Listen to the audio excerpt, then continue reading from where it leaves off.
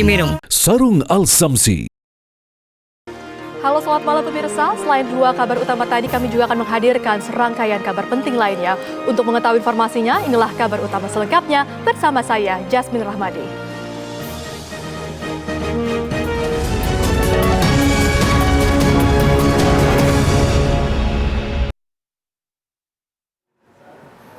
Segera kita mulai kabar utama pemirsa. Seorang emak-emak pemberani sendirian menggerebek tempat yang diduga sarang narkoba di Kabupaten Labuhan Batu Utara, Sumatera Utara. Setelah videonya viral, polisi pun mendatangi tempat tersebut. Ini rumah Bandar Sabu ya. Bandar Sabu si Uki, suami istri Bandar Sabu. Video yang viral direkam seorang wanita yang berani mendatangi lokasi lapak atau bedeng yang diduga menjadi tempat berkumpulnya para pemakai narkoba. Tempat tersebut dinarasikan berada di lingkungan Kampung Baru, Kelurahan Aek Kanopan Timur, Kecamatan Kualuh Hulu, Kabupaten Labuhan Batu Utara, Sumatera Utara. Penjualnya di sini dibuatnya. Ya, ini sedangnya. Rekaman video pada Selasa siang tersebut juga sedang jual beli narkoba. Lalu ada juga yang memakainya di tempat. 24 jam ini buka. Apa hebatnya sih? Setelah si perekam datang, tidak lama para pria di sana berhamburan meninggalkan lokasi. Emak-emak yang merekam bahkan juga menyebut bedeng atau lapak narkoba tersebut dikelola suami istri warga setempat. Di samping rumahnya. Hah? Ini keretanya ini, entah kereta dari mana ini. Setelah video menjadi viral, datanglah aparat Polsek Kualuh Hulu bersama pejabat kelurahan setempat. Namun Selasa malam tersebut, para petugas hanya mendapati tempat yang kosong melompong. Hanya ada sisa bong sabu yang tertinggal. Akhirnya agar tidak bisa dipakai lagi, polisi dan pihak kelurahan merobohkan lapak dan membakar sejumlah perabot termasuk meja biliar usang. Dari Labuhan Batu Utara, Sumatera Utara, Edi Syahputra, TV One, mengabarkan. Pemirsa, dua orang pria menjadi bulan-bulanan masa setelah sempat mencoba menjamret di Jalan Dewi Sartika, Keramat Jati, Jakarta Timur. Aparat kesulitan mengamankan pelaku karena banyaknya warga yang geram. Ratusan warga ini membadati Jalan Dewi Sartika, Jatinegara, Jakarta Timur. Warga dan pengguna jalan geram mendapatkan pelaku penjamretan seorang wanita yang tengah mengendarai sepeda motor. Korban spontan berteriak jambret hingga ratusan warga mengejar. Kedua pelaku yang terjebak kemacetan jalan panik dan mencoba menerjang pembatas jalan hingga akhirnya terjatuh dan berhasil diamankan. Dengan dibantu petugas dari TNI, petugas kepolisian sempat kesulitan melakukan evakuasi terhadap kedua pelaku dari amuk massa.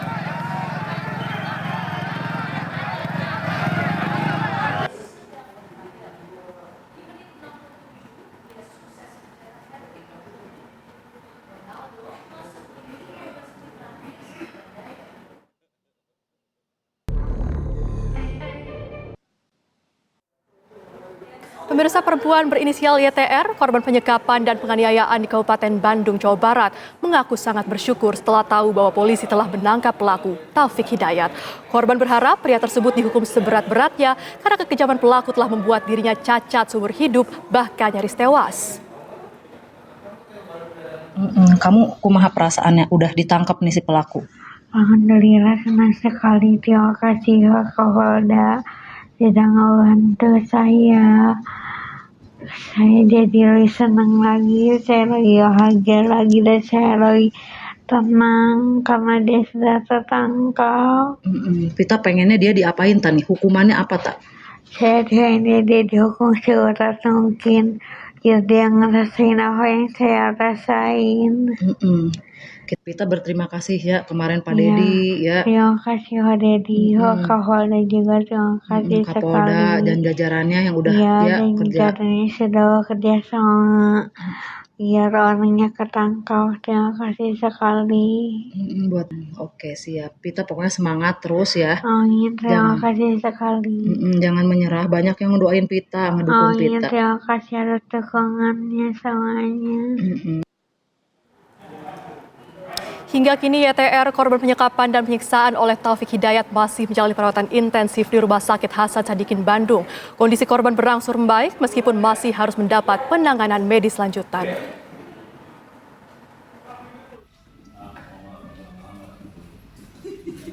YTR atau Yuvita sampai saat ini masih harus menjalani perawatan intensif. Perempuan 29 tahun tersebut masih dirawat di ruang isolasi Rumah Sakit Hasan Sadikin, Bandung. Kondisi kesehatannya berangsur menunjukkan perkembangan lebih baik. Meskipun demikian, luka-luka di tubuhnya masih membutuhkan penanganan medis lanjutan. Ruang rawat korban Yuvita masih terus dijaga pihak kepolisian.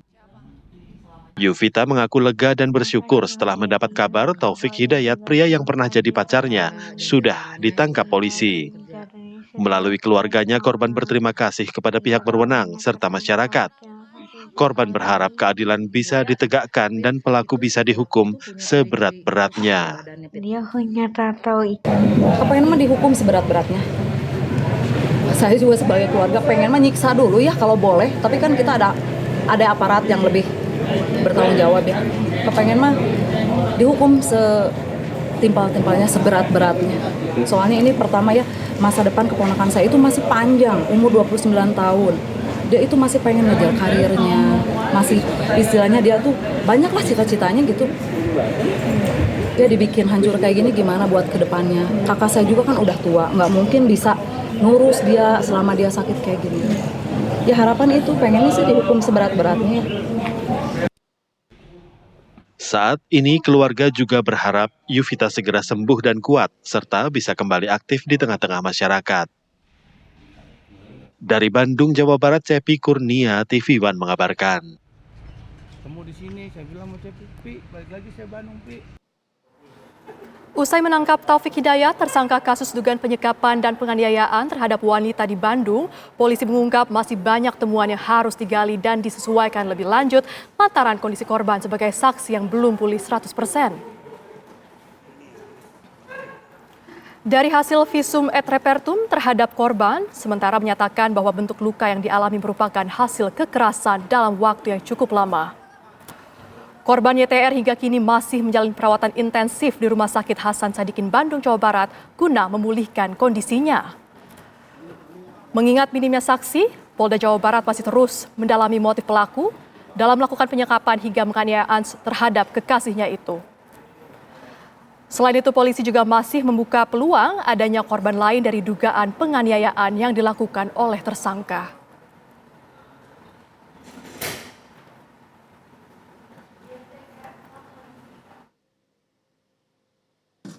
Sedang kami dalami karena beberapa keterangan yang sangat minim dari korban, saksi ini masih belum ada kesesuaian.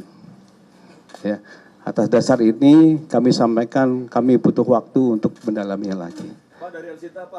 Bahwa ada postingan-postingan di media sosial ya yang kita terima bahwa itu ada mengaku sebagai korban.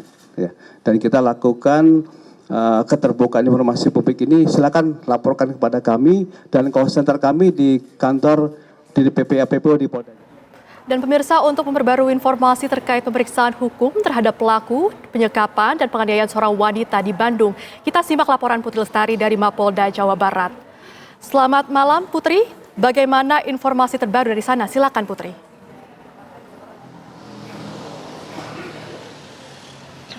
Ya baik, selamat malam Jasmine dan juga pemirsa. Memang kalau melaporkan dari Mapolda Jawa Barat tadi siang pada pukul 12.30 waktu Indonesia Barat ini sempat diadakan press release, walaupun memang untuk waktunya ini agak mundur sejam setengah, yang dimana dimulai pada pukul 14.00 waktu Indonesia Barat. Kalau kami bisa informasikan kepada Anda, Jasmine dan juga pemirsa, memang dalam paparan press release tersebut ini disebutkan bahwa pihak kepolisian masih terus mendalami adanya kasus yang menyangkut dari tersangka bernama Taufik Hidayat berusia 30 tahun yang melakukan kekerasan maupun juga penyekapan dan penganiayaan berat kepada seorang wanita berusia 29 tahun di daerah Bandung, Jawa Barat.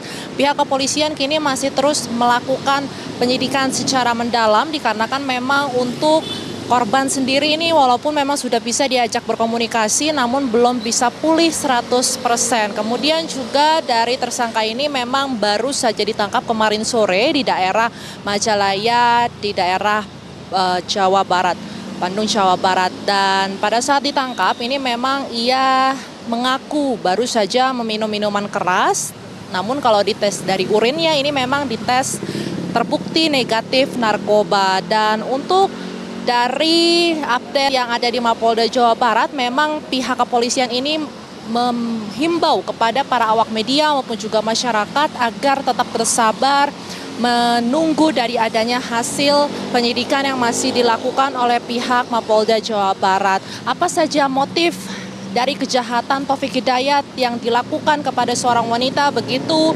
kejinya melakukan penyekapan kemudian juga penganiayaan kepada korban YTR 29 tahun selama 3 tahun lamanya, kemudian juga apakah nanti ada korban-korban lain, adakah YTR lainnya yang masih didalami. Karena kalau kami lihat atau kami pantau di sosial media ini memang ada beberapa yang mengaku menjadi korban dari Taufik Hidayat, namun laporan resmi yang diperiksa atau yang diterima oleh Mapolda Jawa Barat kini masih hanya ada 1 laporan resmi.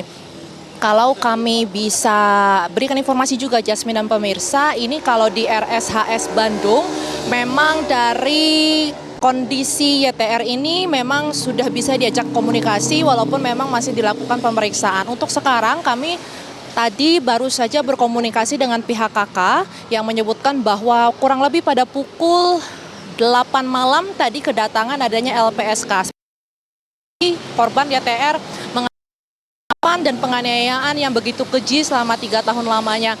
Ia membutuhkan adanya pendampingan psikologis, kemudian juga fisik dan psikisnya ini pasti sudah terkuras habis oleh pelaku. Sehingga memang tak hanya organ tubuhnya yang rusak seperti matanya yang tidak bisa kembali melihat, kemudian juga bagian bibir yang sulit diajak berkomunikasi, kemudian juga ada beberapa tubuh yang sudah tidak bisa digunakan secara normal, namun juga dari psikisnya ini juga harus diperhatikan oleh lembaga yang berwenang seperti yang ada yakni LPSK. Kalau dari jam sekarang bisa 21:14 waktu Indonesia Barat, kami belum tahu apakah memang dari pihak LPSK ini masih ada di dalam atau tidak, namun memang untuk update-nya kami masih terus menunggu di RSHS Bandung, Jawa Barat. Untuk update selanjutnya dari pihak kepolisian sendiri, memang kami masih terus menunggu dari Mapolda Jawa Barat karena memang akan diadakan adanya pres yang akan dilaksanakan nantinya setelah penyidikan mendalam dilakukan oleh Mapolda Jawa Barat ini selesai. Namun untuk kapannya kita belum tahu ini dari Mapolda Jawa Barat. Dan juga pemirsa, press release yang akan dilakukan oleh Mapolda Jawa Barat, apa saja motif yang dilakukan oleh Taufik Hidayat, kemudian juga apakah nantinya ada korban-korban lain seperti itu, Jasmine. Kita masih terus menunggu. Kalau sekarang dari update terkini memang masih belum ada. Berdasarkan tadi siang kami diharapkan untuk bersabar terhadap adanya pemeriksaan yang ada. Kemudian juga untuk korban sendiri ini diharapkan untuk terus didampingi oleh lembaga yang berwenang untuk didampingi psikisnya, baik psikis dan juga fisiknya, dan juga terus didampingi oleh pihak keluarga. Demikian Jasmine yang dapat saya sampaikan dari Bandung, Jawa Barat terkait dengan kasus penyekapan dan juga penganiayaan keji yang dilakukan oleh Taufik Hidayat terhadap seorang wanita berinisial YTR 29 tahun di Bandung, Jawa Barat. Kita akan menunggu bagaimana update selanjutnya. Demikian. Baik, artinya pihak kepolisian masih terus mendalami kasus ini. Terima kasih Putri Lestari mengabarkan langsung dari Mapolda Jawa Barat. Pemirsa, pelarian tersangka penyekapan dan penganiayaan seorang perempuan di Bandung, Taufik Hidayat, sudah berakhir. Polisi meringkus Taufik di rumah kerabatnya di kawasan Majalaya, Kabupaten Bandung. Ia pun langsung dibawa petugas ke Mapolda Jawa Barat untuk mempertanggungjawabkan perbuatannya. Ya, mantap. Ya, alhamdulillah sudah kita amankan. Atas nama siapa? Topik siapa? Topik dan Tim Rasmo Polda Jawa Barat menangkap Taufik Hidayat, pria yang telah ditetapkan sebagai tersangka atas dugaan penyekapan dan penganiayaan terhadap kekasihnya YTR di sebuah kamar kos di Cileunyi, Bandung. Mana resinya? Penganiayaan oke nya? Tapi mana baheula cenah rek ngancem babeh manehnya?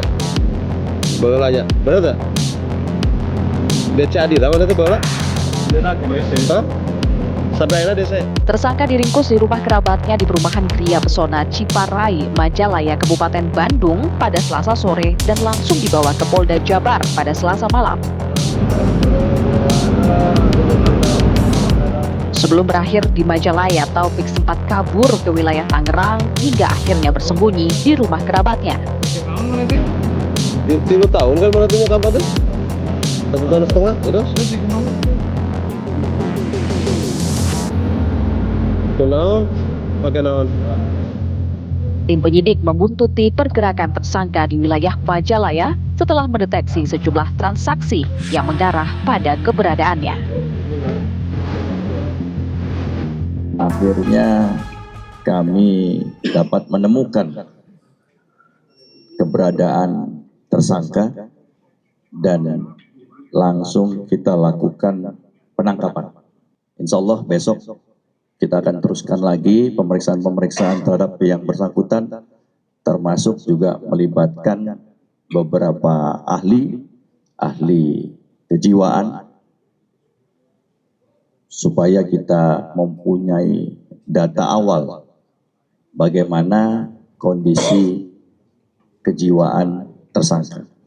Karena apa yang dilakukan sebagaimana teman-teman ketahui, ini sesuatu yang tidak wajar, sesuatu yang di luar ya kebiasaan perilaku seseorang terhadap kekasihnya yang bisa kita katakan terlalu atau sadis. Oke bang, jangan dong. Bang, awas bang, kanan bang. Mundur yuk. Mundur. Tim kedokteran kepolisian telah melakukan tes urin kepada tersangka yang hasilnya negatif narkotika. Namun tersangka mengakui sempat mengonsumsi minuman beralkohol sebelum penangkapan.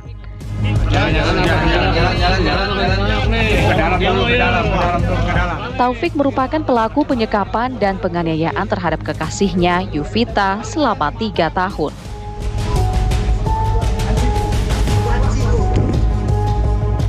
Dari Bandung, Jawa Barat, Cepi Kurnia, TV One mengabarkan. Pemerintah melalui Kementerian Ketenagakerjaan terus melakukan monitoring ketat terhadap berbagai kasus ketenagakerjaan, termasuk potensi PHK di sektor industri manufaktur dan otomotif.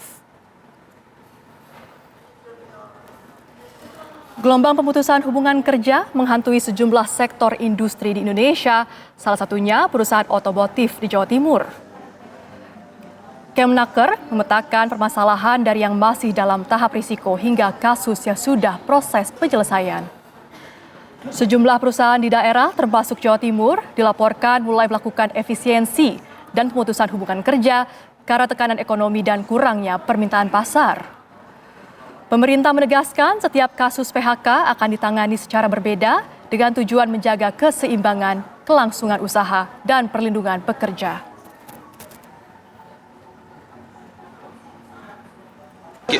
Kita terus melakukan monitoring. Jadi kita punya semacam dashboard untuk kemudian melihat ya ini kondisinya yang mana ini sekarang sedang, kemudian ada isunya itu udah sampai di mana ya. Jadi ada beberapa yang kalau masih dalam taraf ada ancaman atau risiko PHK. Ada yang kemudian kita minta penyelesaiannya masih bersifat bipartit. Ada yang kemudian memang mediator kita harus turun. Ada yang kemudian kita harus advokasi dengan kementerian-kementerian lain. Presiden Prabowo Subianto menegaskan pemerintah akan menutup 700 hingga 800 badan usaha milik negara yang terus merugi dan menjadi beban anggaran. Hal ini disampaikan dalam penutupan Musyawarah Nasional Alim Ulama dan Konferensi Pers Nahdlatul Ulama di Bangkalan, Jawa Timur. Ada perusahaan milik negara, BUMN, jumlahnya luar biasa. Waktu saya jadi presiden, saya baru tahu. Saya kira perusahaan BUMN itu jumlahnya 300. Waktu saya jadi presiden, baru saya tahu. Jumlahnya 1000 lebih. Sekarang kita sudah tutup kurang lebih, berapa Menseknek? Kurang lebih sudah 240 yang kita tutup. Nggak ada yang untung, rugi terus. Kita ujungnya akan menutup kurang lebih 800 perusahaan negara. Minimal 700 lah. Anda bisa bayangkan yang sudah kita tutup 240. Ya benar, Mensesnek 240. Itu kalau dihitung umpamanya 4 direksi sama 4 komisaris, itu 8 kali 200, 1.600. Kalau gajinya masing-masing 50 juta rupiah sebulan, berapa itu? Dan ada yang gajinya bisa di atas itu. Sudah rugi, minta bonus lagi. Saudara-saudara, sudah kita tutup. Kita menghemat triliunan hanya dari nutup perusahaan-perusahaan yang nggak benar. Dan hari ini pemirsa, Presiden Prabowo Subianto juga menghadiri puncak gelaran Pekan Nasional Petani Nelayan ke-17 yang berlangsung di Gorontalo. Presiden Prabowo Subianto tiba di Gor David Tony Limboto, Kabupaten Gorontalo, sekitar pukul 11 waktu Indonesia Tengah. Presiden meninjau pameran inovasi teknologi di sektor pertanian dan perikanan dalam acara Pekan Nasional Petani Nelayan ke-17 yang berlangsung sejak 20 Juni 2026 lalu. Melalui pameran inovasi teknologi pertanian dan perikanan, pemerintah berupaya mendorong misi swasembada pangan nasional. Tak hanya pertanian dan perikanan, pameran inovasi ini menyentuh sektor lain seperti peternakan, hortikultura, perkebunan, alistan modern, irigasi, hingga beragam teknologi pendukung swasembada pangan lainnya. Dari Gorontalo, Kadek Sugiyarta, TV One mengabarkan. Pemirsa, Ketua Umum Kamar Dagang dan Industri Kadin Indonesia, Anindya Novian Bakri, menyampaikan pandangannya tentang peluang transformasi industri otomotif Indonesia di World Economic Forum 2026. Pandangan Ketua Umum Kadin Anindya Bakri disampaikan dalam sesi When Cars Became Software yang membahas pergeseran kendaraan menjadi sistem berbasis software. Anindya Bakri menyorot bahwa peluang terbesar Indonesia tidak hanya berada pada pasar mobil penumpang, tapi juga pada fleet management atau pengelolaan armada. Indonesia memiliki sekitar 6,5 juta truk dan kendaraan tambang, van logistik, dan sekitar 300.000 bus. Semua itu harus dikelola dengan baik supaya bisa meningkatkan ke level berikutnya.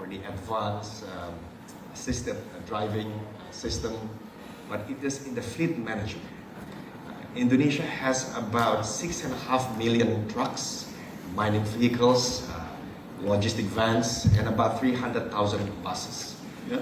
This needs to be managed properly in order for us to go to the next level. But at the same time, we can truly industrialize Indonesia. So, for example, Kehadiran Presiden Prabowo Subianto pada kegiatan Pekan Nasional Penas Petani Nelayan ke-17 di Gorontalo mendapat apresiasi dari Kadin Indonesia. Wakil Ketua Umum Kamar Dagang Indonesia, Andi Yuslim Patawari, mengatakan kehadiran Presiden Prabowo Subianto membuktikan pemerintah Indonesia peduli terhadap petani dan nelayan. Puluhan ribu masyarakat dan peserta hadir dan memeriahkan pelaksanaan puncak kegiatan Pekan Nasional atau Penas Petani Nelayan 17 yang digelar di lapangan Sport Center David Tony, Kabupaten Gorontalo, Provinsi Gorontalo, Rabu siang. Andi Yuslim Patawari mengatakan Kadin Indonesia sangat mengapresiasi kehadiran Bapak Presiden Prabowo pada kegiatan ini. Petani dan nelayan merupakan garda terdepan penyangga kedaulatan pangan Republik Indonesia. Swasembada pangan tercapai karena kontribusi atas jasa tani dan nelayan.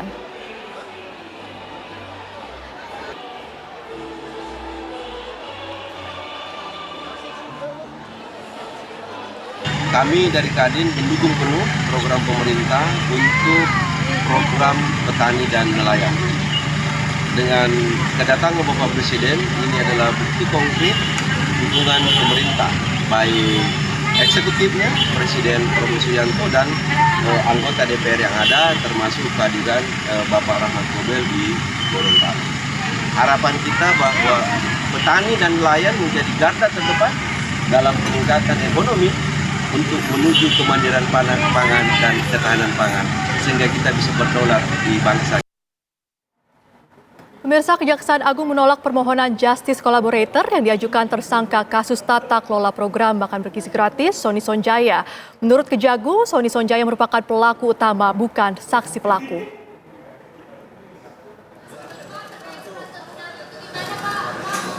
Usai ditangkap Kejaksaan Agung, mantan Wakil Kepala Badan Gizi Nasional, Sony Sonjaya, langsung mengajukan permohonan Justice Collaborator. Sony bahkan telah memberikan puluhan nama yang diduga terlibat korupsi program makan bergizi gratis. Namun setelah dilakukan pemeriksaan, Kejaksaan Agung menolak permohonan Justice Collaborator yang diajukan Sony Sonjaya. Menurut Kejagung, Sony Sonjaya merupakan pelaku utama kejahatan korupsi MBG dan bukan saksi pelaku yang dapat mengungkap pelaku utama. Selain itu, Sony Sonjaya hingga kini belum mengaku bersalah atas perbuatan korupsinya. Saudara SS ini merupakan pihak yang paling bertanggung jawab dalam hal penentuan atau verifikasi titik-titik SPPG. Sehingga dengan demikian, yang bersangkutan ini merupakan pelaku utama, ya, atau pelaku utama, sehingga yang bersangkutan ini bukan merupakan pelaku yang second, ya, yang second liner dan kedua yang akan membuka pelaku di atasnya. Pemeriksaan kemarin memang belum ada yang dianggap oleh penyidik, ya, menyatakan bahwa yang bersangkutan mengakui perbuatannya seperti yang disangkakan. Atas dasar hal tersebut, ya, kami belum bisa memenuhi permohonan Justice Collaborator atau menolak permohonan Justice Collaborator dari tersangka SS. Sebelumnya, Sony Sonjaya mengajukan Justice Collaborator pada tanggal 23 Juni lalu. Kejaksaan Agung masih mempertimbangkan informasi yang diberikan oleh Sony Sonjaya untuk menjadi hal meringankan dalam persidangan. Dari Jakarta, Bima Sakti, TV One mengabarkan.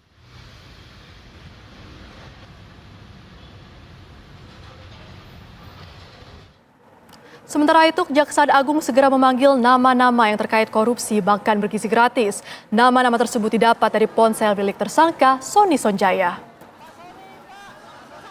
Ada 41 nama yang ditemukan Kejaksaan Agung dalam percakapan pesan singkat di ponsel milik Sony Sonjaya, mantan Wakil Kepala Badan Gizi Nasional. Hingga kini, penyidik belum langsung memanggil semua nama itu karena masih mendalami relevansi dan peran masing-masing pihak. Sebelumnya, penyidik Kejagung melakukan konfirmasi data nama yang tersimpan di dalam ponsel Sony Sonjaya. Nama-nama tersebut dicurigai Kejagung karena berkaitan dengan permintaan titik SPPG. Awalnya ada 26 nama yang meminta titik SPPG, namun setelah didalami, penyidik menemukan total ada 41 nama orang yang disebut memiliki atau mengajukan titik SPPG kepada Sony Sonjaya.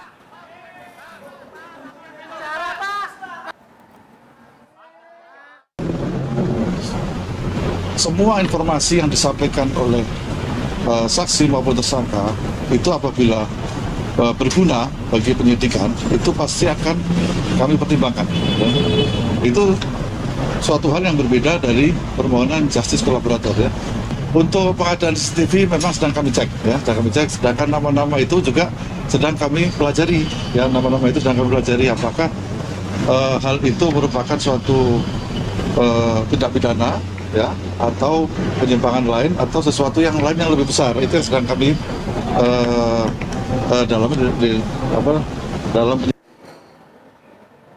Di tengah pro dan kontra program makan siang gratis, PLT Bupati sebut ada dapur MBG fiktif di Cilacap, Jawa Tengah.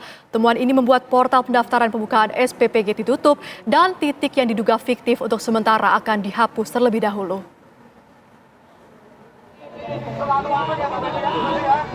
Unjuk rasa dari masyarakat dan mahasiswa yang pro dan kontra terhadap program MBG terus terjadi. Di tengah maraknya aksi unjuk rasa ini muncul dugaan ada dapur MBG di wilayah Kabupaten Cilacap, Jawa Tengah yang fiktif.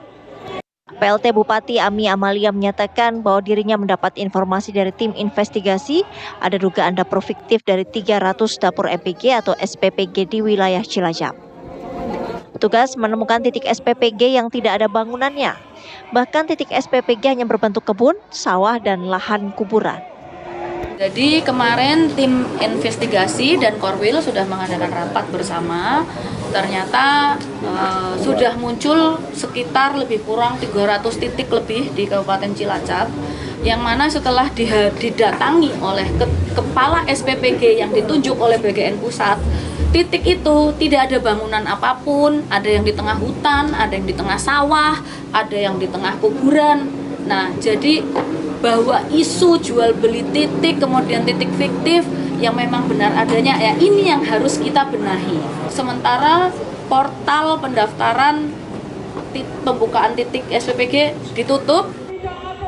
Pihak terkait mengambil langkah untuk menutup sementara portal pendaftaran SPPG dan menghapus semua titik SPPG fiktif. Dari Cilacap, Jawa Tengah, Ian Sutriana, TV One mengabarkan.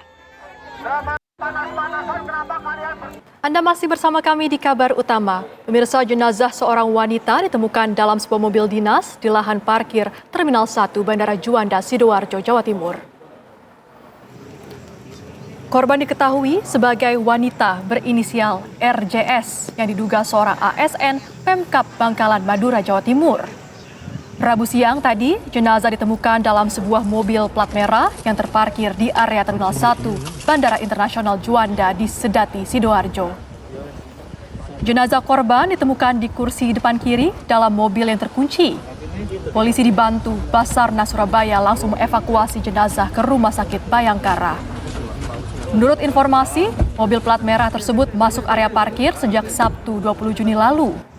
Mobil dinas yang diduga milik Pemkab Bangkalan tersebut belum pernah keluar. Kasus ini kini dalam penyelidikan tim Satgaspam Bandara Juanda bersama pihak polisian dari Polsek Sedati dan Satreskrim Polresta Sidoarjo. Amit-amit. Pak Dodi, Pak Eri sudah dihubungi, bisa? Sudah nyambung ya? Situasinya berlangsung kurang lebih sekitar 25 menit sampai 30 menit. Posisi korban di kursi kemudi atau di kursi sebelah kiri depan. Biasanya jenazah ini akan dievakuasi ke Rumah Sakit Bayangkara Porong seperti itu. Tingkat kesulitan untuk evakuasi karena lumayan sempit di dalam sebuah kabin mobil, sehingga untuk aksesnya itu yang cukup menyulitkan kami seperti itu. Dan di sini kami tadi mendapatkan informasi bahasanya untuk bantuan Diduga sopir mengantuk, truk bermuatan hebel terguling di Jalan Raya Bekasi, Ujung Menteng, Jakarta Timur. Kondisi truk yang melintang membuat macet panjang terjadi, baik dari arah Bekasi menuju Jakarta maupun sebaliknya.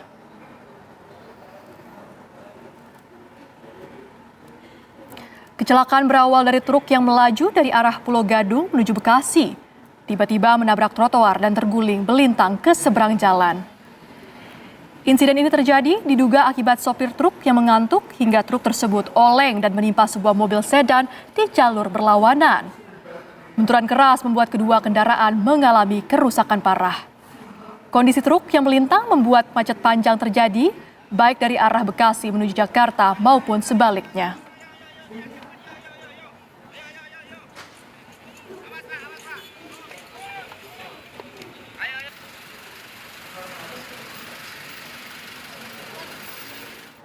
Rangka besi cor seberat 30 ton tumpah ke jalan menutup akses flyover Tomang, Jakarta Barat. Akibat insiden itu, lalu lintas di tol Kebonjeruk menuju Tanjung Priok dialihkan.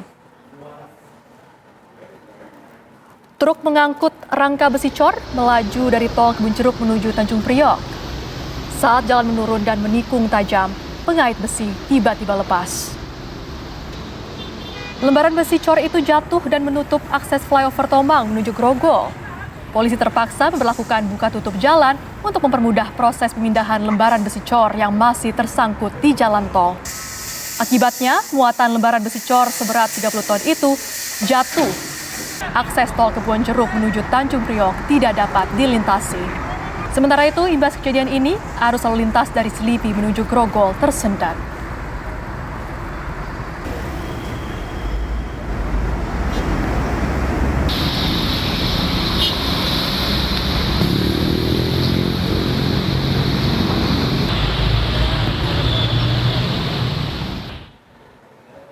Polsek Tambora, Jakarta Barat menangkap pencuri spesialis minimarket yang aksinya viral di media sosial. Pelaku ditangkap usai beraksi untuk yang ketiga kalinya. Dari rekaman kamera pengawas, seorang pemuda terlihat mencuri sejumlah produk kopi dan dimasukkan ke dalam tas. Aksi pencurian barang itu terjadi di minimarket di kawasan Jembatan Besi Raya, Tambora, Jakarta Barat. Berbekal rekaman kamera pengawas, pegawai toko melaporkannya ke Polsek Tambora. Polisi menangkap pelaku berinisial MR, 26 tahun, diketahui sudah 3 kali melakukan pencurian di minimarket yang sama. Pelaku jual barang curian dari minimarket ke sejumlah warung tak jauh dari rumah kontrakannya di kawasan Duri Selatan, Tambora.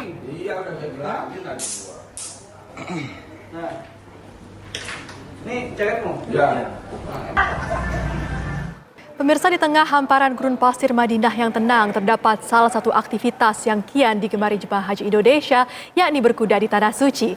Aktivitas ini mengenal lebih dekat salah satu olahraga yang digemari dan dianjurkan oleh Rasul.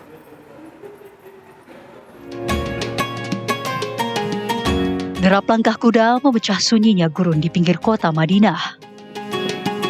Di tempat ini, pengunjung diajak merasakan sensasi menunggang kuda Arab, hewan yang sejak dahulu menjadi bagian penting dalam peradaban Islam. Sesampainya di stable Madinah Horse, pengunjung terlebih dahulu mendapatkan arahan dari pelatih profesional, mulai dari cara naik atas kuda, mengendalikan arah perjalanan, hingga prosedur keselamatan selama berkuda. Setelah itu, mereka diajak menyusuri jalur berpasir dengan latar belakang perbukitan dan hamparan gunung khas Madinah. Kuda-kuda Arab yang digunakan terkenal memiliki postur tegap, daya tahan yang tinggi, serta karakter yang tenang. Menunggang kuda juga mampu melatih keseimbangan tubuh, keberanian, disiplin, dan ketangkasan. Bagi jamaah Indonesia, pengalaman berkuda di Madinah menjadi sesuatu yang berkesan. Tidak hanya menikmati keindahan alam gurun Arab, mereka juga diajak membayangkan bagaimana kehidupan Rasulullah SAW dan para sahabat pada masa lalu. Kuda Arab ini terkenal dengan ketangguhannya. Jadi cuaca sekarang di Madinah ini 45 derajat, dia tahan. Tidak apa-apa, kita punya kuda-kuda yang jinak. Jadi jalan aja nanti sambil menikmati sunset dan keindahan gurun serta langit magenta khas Madinah. Kita bisa ngeliat nih langitnya, Masya Allah. Biru kemerahan, itu namanya langit magenta khas dari Madinah. Pemula bahkan yang belum pernah berkuda bisa aman, Insya Allah. Di tengah modernisasi kota Madinah, tradisi berkuda masih terjaga dan menjadi pengingat akan warisan sejarah Islam yang terus hidup hingga saat ini.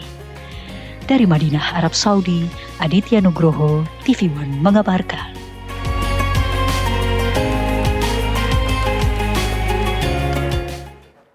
Sejumlah kabar penting yang mengemuka sepanjang hari ini kami rangkum selengkapnya dalam Kilas Kabar berikut ini. YTR atau Yuvita sampai saat ini masih harus menjalani perawatan intensif di ruang isolasi Rumah Sakit Hasan Sadikin Bandung. Kondisi kesehatannya berangsur menunjukkan perkembangan lebih baik. Meskipun demikian, luka-luka di tubuhnya masih membutuhkan penanganan medis lanjutan. Yuvita mengaku lega dan bersyukur setelah mendapat kabar Taufik Hidayat, pria yang pernah menjadi pacarnya, sudah ditangkap polisi. Melalui keluarga, korban berterima kasih kepada pihak berwenang serta masyarakat. Korban berharap keadilan bisa ditegakkan dan pelaku bisa dihukum seberat-beratnya.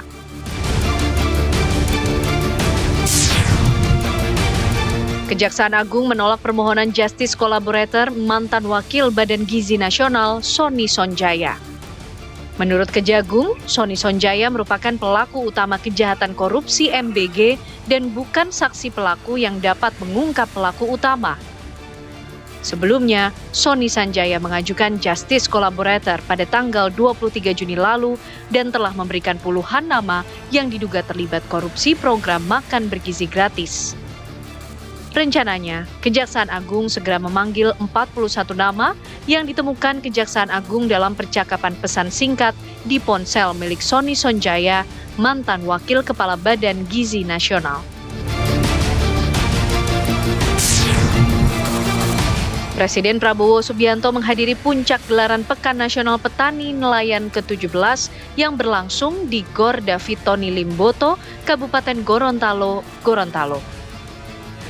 Presiden Prabowo meninjau pameran inovasi teknologi di sektor pertanian dan perikanan di lokasi acara Pekan Nasional Petani Nelayan ke-17 yang berlangsung sejak 20 Juni 2026 lalu.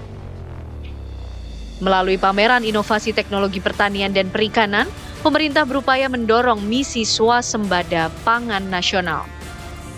Tak hanya pertanian dan perikanan, pameran inovasi ini menyentuh sektor lain seperti peternakan, hortikultura, perkebunan, alsintan modern, irigasi, hingga beragam teknologi pendukung swasembada pangan lainnya. Tim TV One mengabarkan. Dan informasi tadi sekaligus menutup jumpa kita di kabar utama. Saat lagi Anda akan menyaksikan pesta sepak bola dunia bersama dengan Aurelia Zafira. Wakil kru yang bertugas, saya Jasmine Rahmadi, pamit undur diri, terima kasih dan sampai jumpa.